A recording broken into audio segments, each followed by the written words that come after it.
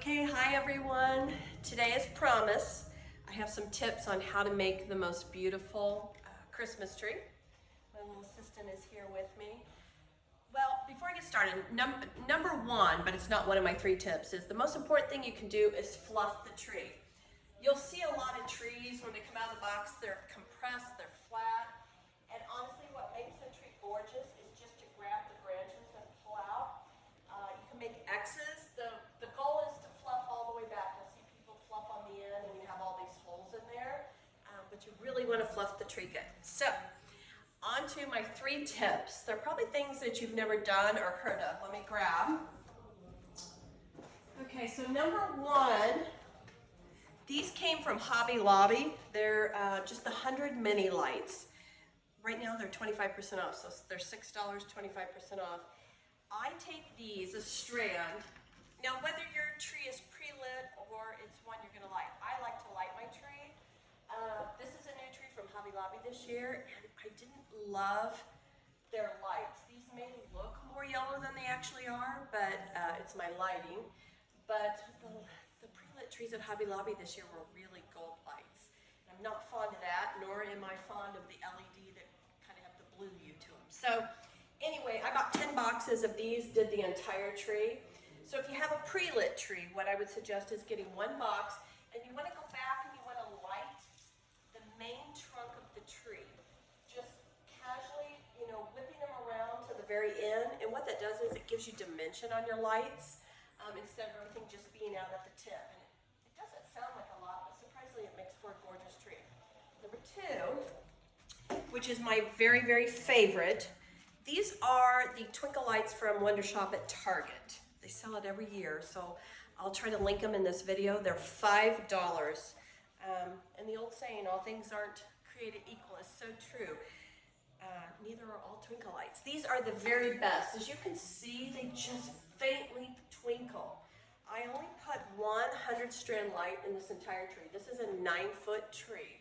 And when I use these, what I do is I start at the top and I just create drapes like this and coming down.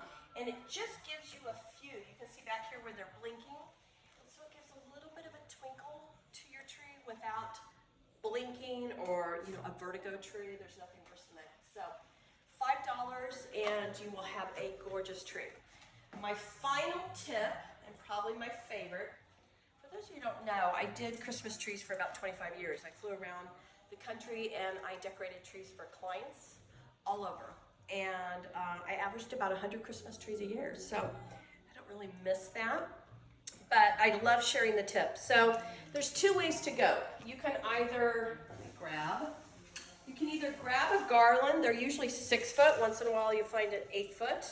This is one from Hobby Lobby last year. These are picks from Hobby Lobby this year. So if you were going to get this, you're just going to cut like 2 feet increments, so you get about 3 out of every garland. Sometimes they're cheaper, and right now Hobby Lobby's got all their greenery 60% off. But I like using the picks because they come with the nice long stem. And what you're going to do is, you want to make sure you fluff them to create the dimension.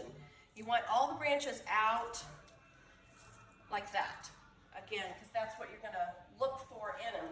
And you're just going to tuck it in the tree like this. And what that does is it just gives you some wispy and some dimension to the tree, and it really helps when you're using artificial trees to make them not look like the perfect triangle. I like to use around 7 to 9 on a 9-foot tree, and you just go throughout. You can put one up here. You can tuck them in. You can grab a branch and wrap it around the branch. Most of the time, they actually are just in. You want to make sure you're placing them throughout the tree.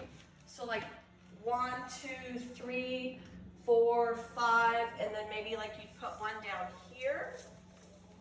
And then you'd want a couple up here on the side. But as you can see, it just gives you some wispiness, not an easy word to say. And it also gives you different foliage, which I think is really pretty. It gives you the ability to hang an ornament out at the end, which I always think is really, really cute. So those are my 3 tips on how to make a gorgeous Christmas tree. I hope that you enjoyed that, and stay tuned because tomorrow I'm going to trim the tree.